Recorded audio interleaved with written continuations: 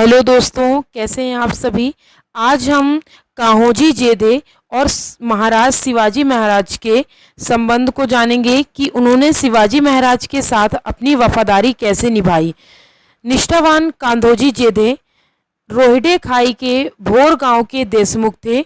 उन्हें अम्बेवड़े, कारी और चिकल गांव इनाम में मिले थे। 1659 में कान्होजी जेधे आदिल शाह के सरदार थे।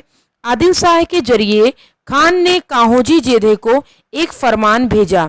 यह फरमान 16 जून 1659 के दिन भेजा गया, जो इस प्रकार था: जो कुछ भी पैदा होता है उसका मालिक खुदा है, या अली पैगंबर मदद करिए। खत: सुल्तान मोहम्मद बादशाह के बाद खुदा की रहमत से अली आदिल शाह ने अपना शाही सिक्का चांद और सूरज तक जारी किया है। आला कमान कान्होजी जेधे देशमुख को यह फरमान जारी किया जाता है: जे सूर सन तिसा खमसैन व अलफ। शिवाजी ने अपने गैर सरकारी और नादानी के सबब निजाम शाही कोंकण में रहते हुए मुसलमानों को तकलीफ दी है और उनके साथ लूट मार की है। शिवाजी ने ऐसे अनेक किलों को छीन लिया है जिन पर बादशाह आदिल शाह की हुकूमत है। इस कारण शिवाजी का पराभव करने के लिए बादशाह ने अपने तमाम सेनापतियों के बीच महासमर्थ और महापराक्रमी, बेहिसाब दिमागी कुव्वत के मालिक और अपने कार्यभार को अच्छी तरह पहचानने वाले सेनापति अफजल खान को सूबेदार का ओहदा देकर एक महाप्रलयंकर सेना के साथ रवाना किया है। उन्हें जिम्मा सौंपा गया है कि वे शिवाजी को जड़ मूल से नष्ट कर दें और इस सरफिरे विद्रोही के सभी साथियों की हत्या कर दें।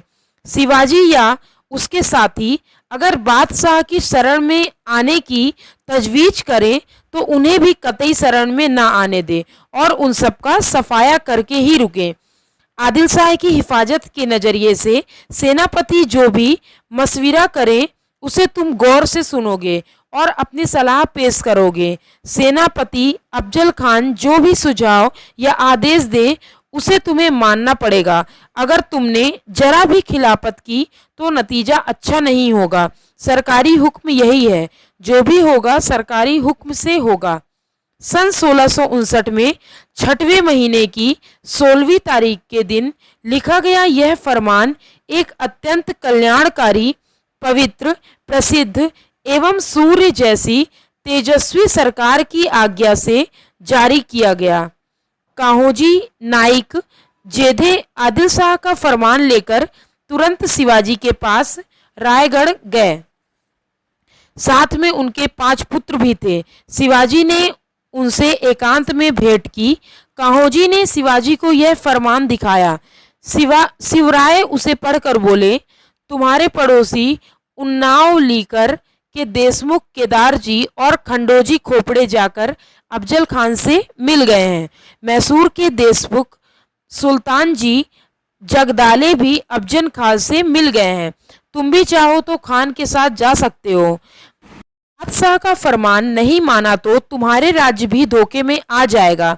तुम्हारी जान संकट में है, तुम भी जाकर अफजल खान के साथ मिल जाओ। शिवाजी के ये वचन कान्होजी जेधे के लिए हृदय विदारक थे।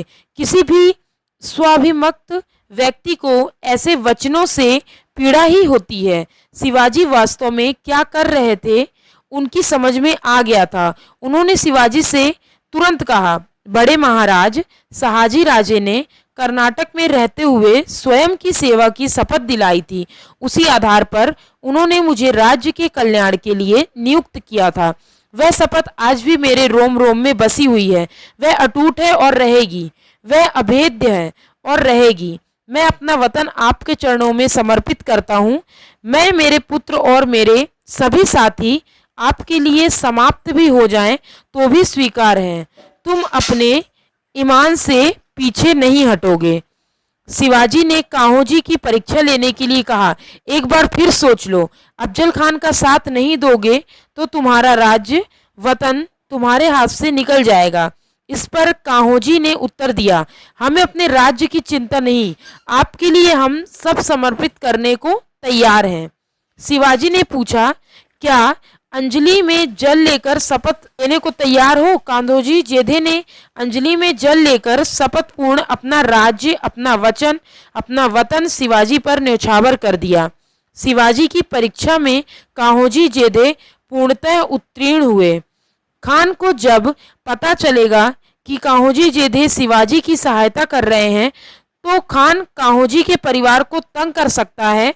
शिवाजी ने उनके परिवार को तुरंत तलेगांव भेज दिया। तलेगांव के सरदार ढमढेरे शिवाजी के खास परिचितों में से एक थे। कान्होजी ने अपने सभी देशमुख को एकत्रित किया।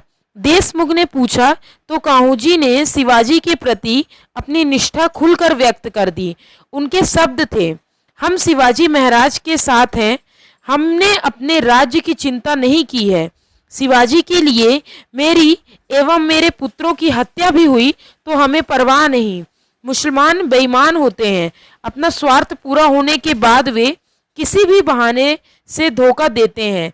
आप सब अपना निर्णय बताएं। यह महाराष्ट्र राज्य है, हमें महाराष्ट्र के सपूत शिवाजी का साथ देना है, एक स्वर में, एक निष्ठा में उनकी शक्ति बढ़ानी है।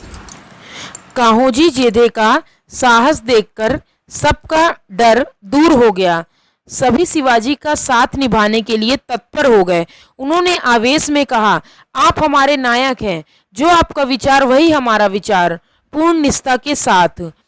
बादल, पासलकर, सिलमकर, ढमाले, मरला, डोहार ये सारे देशमुख शिवाजी के परचम तले आने को तैयार हो गए। मावली खोरे के मन का डर भी दूर हो गया। पूरे जोश के साथ युद्धोत्सव की तैयारी शुरू हो गई। अफजल खान को हराने की योजना बनाई गई। विजयदशमी के दिन दृढ़ प्रतिज्ञा कर ली गई। बुधवार का दिन बीत गया। रात्रि में सभी सरदार अपने लोगों के साथ चुपचाप तयशुदा जगहों पर चले गए। सेना की व्यूह रचना दृढ़ हो जाने पर शिवाजी ने खान से भेंट करने की तैयारी शुरू की। गोमाजी नाइक, पानसंबल, कृष्णाजी नाइक, सुभानजी नाइक, तिलोपंत, अन्नाजी पंत, सोनो पंत, गंगाजी, मंगाजी, माणकोजी, दहातोंडे, कृष्णाजी बेलकर इत्यादि सभी कुशल योद्धा महाराज की सेवा में उपस्थित हो गए। महाराज ने उनसे पूछा, भेंट के लिए हम कैसे जाएं? कृष्णाजी नाइक ने कहा, शिवबा, शरीर को पूरी तरह से बख्तर बंद करके ही जाएं। बख्तर भीतर पहने, बाहर से दिखाई ना दे। शिवाजी महाराज छोटी छोटी बातों का भी ध्यान रखते थे। क्या क्या सावधानियां बरतनी चाहिए, इस पर उन्होंने सबसे सलाह ली। सबके सुझाव सुने। एक सुझाव ऐसा भी आया, पूरा लाव लश्कर लेकर जावली चले, युद्ध वहां कराएं, प्रतापगढ़ भी जा सकते हैं। अफजल खान के जैसे ही डील डोल के दो सरदारों के साथ शिवाजी महाराज ने पैतरों का अभ्यास किया। एक सरदार को महाराज की दाढ़ी कुछ बड़ी हुई महसूस हुई। उसने उनकी दाढ़ी ठीक करवाई। कुछ सलाह देने लगे, युद्ध ना किया जाए, समझौता कर लिया जाए।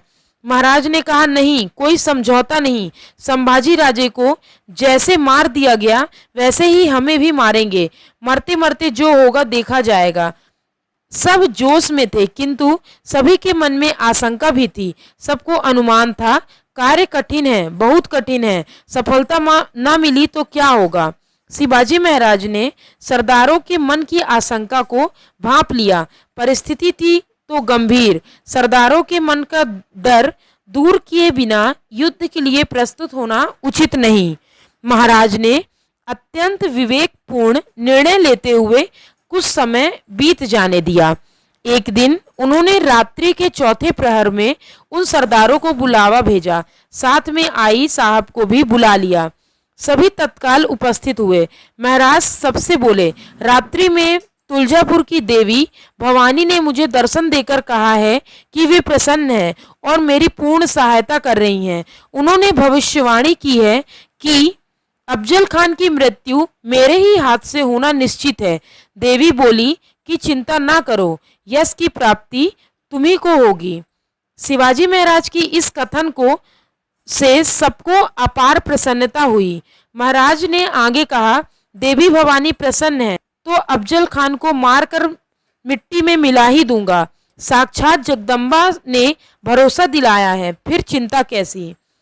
सुनकर डरे हुए सरदारों की बाछें खिल गई। कहने लगे, देवी ने आपको दर्शन दिए तो साथ में हमें भी आशीर्वाद मिल गए। अब तो हम भी यह कार्य कठिन नहीं लग रहा। अफजल की बिसात ही क्या, आप युद्ध के लिए कहेंगे तो हम युद्ध करेंगे, अफजल को जिंदा पकड़कर लाने को कहेंगे तो यह भी करेंगे। महाराज आप किले पर बने रहिएगा, मैदान हम संभाल लेंगे। यह प्रसंग बताता है कि शिवाजी महाराज मनोविज्ञान में कितने दक्ष थे। यदि वह देवी भवानी का हवाला न देकर केवल अपनी ओर से ही सरदारों को जोश दिलाते तो भला कितनों की भुजाएं पकड़ती। लेकिन उन्होंने देवी का हवाला देकर बात को कहां से कहां पहुंचा दिया। सरदारों के मन में युद्ध के प्रति जो थोड़ी बहुत हिचक शेष रह गई थी वह भी निकल गई। युद्ध की दृष्टि से व्यूह रचना की जाने लगी। महाराज की राय बनी कि प्रतापगढ़ जैसे अत्यंत दुर्गम स्थान पर पहुंचकर वहीं से शत्रु को चुनौती दी जाए। यह सलाह सबको उचित लगी। इस दौर में सईबाई शिवाजी की प्रथम पत्नी साहब का स्वास्थ्य बिगड़ गया। सभी प्रयत्नों के बावजूद उन्हें न बचाया सका। आद्रप्रद वध अमावस्या से एक दिन पहले यानी चतुर्दशी 5 सितंबर 1659 को सईबाई की मृत्यु हो गई। उस समय शंभू राजे केवल 2.25 वर्ष देवी जगदम्बा मानव महाराज की पूरी परीक्षा ले रही थी। उम्मीद करती हूँ कि यह चैप्टर आपको अच्छा लगा होगा। इसके आगे हम अगले चैप्टर में देखेंगे। Thank you.